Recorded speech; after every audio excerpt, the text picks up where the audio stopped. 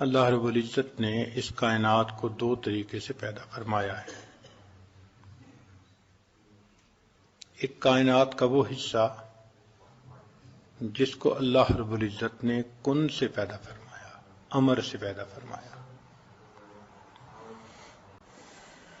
انما امرہ اذا اراد شیئا ان یقول له کن فیکون۔ چنانچہ کچھ حصہ کائنات کا کن سے پیدا ہوا، مثال کے طور پر عرش، کرسی، لوح، قلم، جنت، جہنم، فرشتے، انسانوں کی روحیں، یہ سب چیزیں کن سے پیدا ہوئی ہیں۔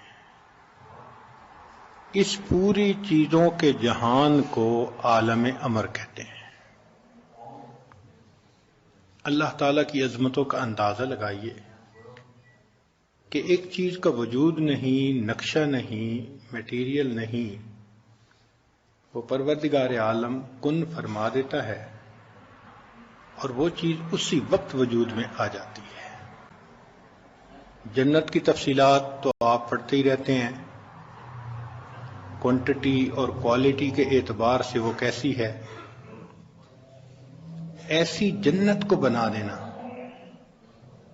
اور وہ بھی فقط کن سے، اور وقت بھی نہیں لگ رہا، آنن فانن۔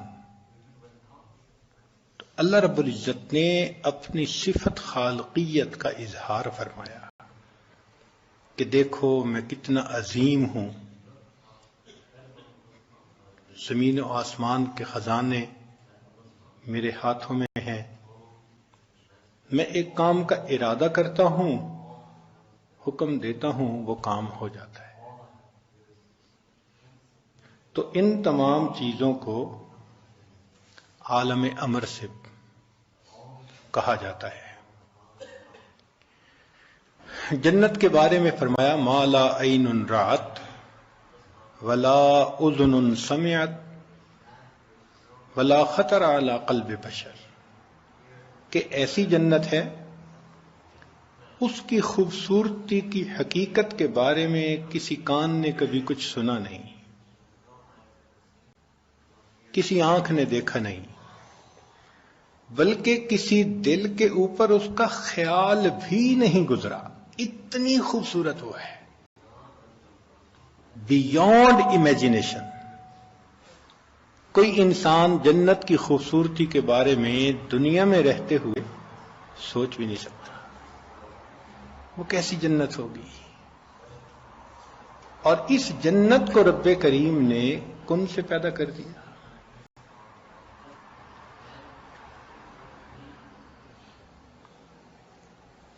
اور پھر ہر بندے کو کتنی بڑی بڑی جنت ملے گی کہ حدیث مبارکہ میں ہے، نبی علیہ السلام نے ارشاد فرمایا کہ میں آخری جنتی کو دیکھ رہا ہوں، جہنم میں جل رہا ہوگا تو نکالا جائے گا اور جہنم کے کنارے ہی کھڑا کر دیا جائے گا، تو وہ پھر روئے گا، کہے گا اے اللہ مجھے یہاں سے ذرا دور کر دیجئے، لا اسمع حسیسہا ولا ارا اہلہا، نہ میں ان جہنمیوں کو دیکھنا چاہتا ہوں، نہ ان کی چیخیں سننا چاہتا ہوں، دور کر دیجئے جہنم کے کنارے سے۔ اللہ رب العزت اس کو دور فرما دیں گے تو ایک تالاب ہوگا جس میں اس کو کہا جائے گا کہ تم غسل کر لو، تو جب وہ غسل کرے گا تو جتنا جلا ہوا اس کا جسم ہوگا وہ بالکل صحیح جسم بن جائے گا۔ اب اس کو جنت کی طرف رخ کر کے کھڑا کر دیا جائے گا، وہ دور سے جنت کے دروازے کو دیکھے گا تو دل للچائے گا کہ میں قریب ہو جاؤں، لیکن وہ تو کہہ چکا ہوگا کہ بس مجھے اتنا چاہیے کہ جہنم سے دور ہو جاؤں، تو کہے گا یا رب یا رب یا رب، اللہ تعالیٰ دلوں کے بھید جاننے والے ہیں. فرشتے کو فرمائیں گے کہ جاؤ پوچھو، تو فرشتہ پوچھے گا بھئی چاہتے کیا ہو؟ کہے گا بس میں چاہتا ہوں کہ ذرا قریب ہو جاؤں. چنانچہ اس کو جنت کے ذرا قریب کر دیا جائے گا، جہاں پر اس کو جنت کی خوشبودار ٹھنڈی ہوائیں لگیں گی. اب رہ نہیں سکے گا. پھر یا رب، پھر یا رب. اللہ تعالیٰ دلوں کے بھید جاننے والے ہیں. پھر فرشتے کو فرمائیں گے پوچھو اس سے. تو فرشتہ آئے گا اور پوچھے گا، اور بالآخر اس کو جنت میں داخل کر دیا جائے گا. اب یہ بندہ جو آخری جنت میں داخل ہو رہا ہے، اس کو کتنی بڑی جنت ملے گی؟ جو اس پورے زمین و آسمان کی وسعت سے 10 گنا بڑی ہوگی. اور جب اس کو کہا جائے گا کہ یہ جنت تیری ہے، تو حدیث پاک میں ہے کہ وہ کہے گا یا اللہ، آپ جہانوں کے پروردگار ہیں، آپ مجھ سے مذاق فرماتے ہیں. اس کو یقین نہیں آئے گا کہ مجھے بھی اتنی بڑی جنت مل سکتی ہے. یہاں سے اندازہ لگائیں کہ جب آخری جنتی کی جنت اس زمین و آسمان سے 10 گنا بڑی، تو پھر اولیاء، شہداء، صحابہ، صدیقین، انبیاء، ان کی جنتیں کیسی ہوگی، اور اللہ کے پیارے حبیب صلی اللہ علیہ وسلم کی جنت کیسی ہوگی. تو ہم تو جنت کے بارے میں سوچ بھی نہیں سکتے، ہماری سوچ سے ماورا.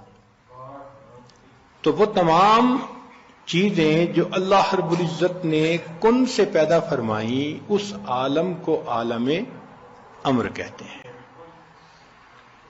اور ایک پیدا کرنے کا دوسرا طریقہ کہ رب کریم نے چیزوں کو تدریجاً پیدا فرمایا. جیسے عرش سے نیچے، یہ آسمان سے نیچے ہم چیزوں کو دیکھتے ہیں، زمین، آسمان تدریجاً پیدا ہوئے. خلق الارض فی یومین، اللہ تعالیٰ نے زمین اور آسمان کو 6 دن میں پیدا کیا، زمین کو 2 دن میں، اور پھر 4 دن لگے وبارک فیہا، اس کے اندر برکتیں، رزق رکھنے میں. 6 دن لگے زمین اور آسمان کے بننے میں. فی 6 ایام. اب دن کا پیمانہ وہ اللہ تعالیٰ کے ہاں اور ہے، لیکن تدریجاً بنے. اس دنیا کے اندر آپ بیج ڈالیں تو وہ درخت اسی دن نہیں بن جاتا. پہلے وہ پھوٹتا ہے، کونپل بنتی ہے، پودا ہوتا ہے، پھر درخت بنتا ہے، سالوں لگ جاتے ہیں. جانور کا بچہ، انسان کا بچہ اپنے پیدا ہونے میں وقت چاہتا ہے. چنانچہ امید لگتی ہے جب،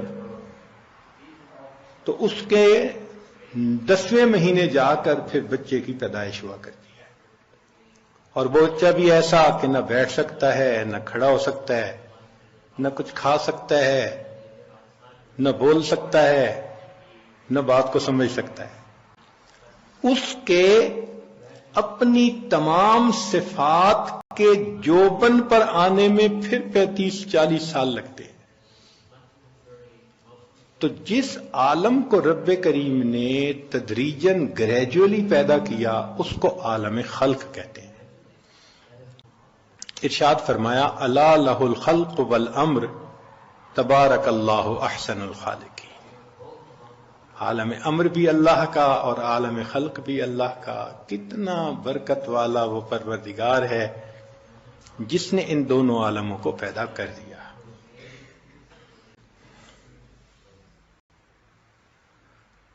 اب انسان کو اگر آپ دیکھیں تو انسان ان 2 عالموں کا مجموعہ ہے. انسان کا جسم عالم خلق سے بنی ہوئی چیز ہے، اور انسان کی روح عالم امر سے آئی ہوئی چیز ہے. یسألونک عن الروح قل الروح من امر ربی. تو انسان دونوں عالموں کا مجموعہ، عالم خلق اور عالم امر. لیکن دونوں کی خوراک الگ الگ ہے. اللہ تعالیٰ نے یہ قاعدہ بنا دیا کہ جہاں سے جو چیز بنی اس کی خوراک وہیں سے. مثال کے طور پہ انسان مٹی سے بنا، اس کی ساری ضروریات اللہ نے مٹی میں رکھ دی. پانی زمین سے نکلتا ہے، گندم کی فصل زمین سے، چاول کی فصل زمین سے، مکئی کی فصل زمین سے، پھل سبزیاں سب زمین سے. جو چیز بھی انسان کی ضرورت ہے، لباس کی فصل زمین سے، مکان بناتا ہے تو اس کے لیے تمام معدنیات زمین سے، ماربل زمین سے، لوہا زمین سے، ہر چیز اللہ نے زمین سے نکال دی. آپ غور کریں گے کہ جو انسان کے بدن ضرورت ہے اللہ نے اس کو زمین میں رکھ دیا ہے.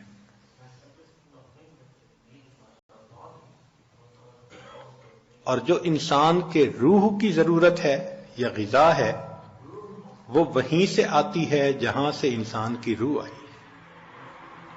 وہ آسمانوں کے اوپر سے آتی ہے. اس کا نام ہے نور، اس کا نام ہے رحمت. جب وہ نور اور رحمت انسان پر برستی ہے تو اس کے روح کو غذا مل جاتی ہے.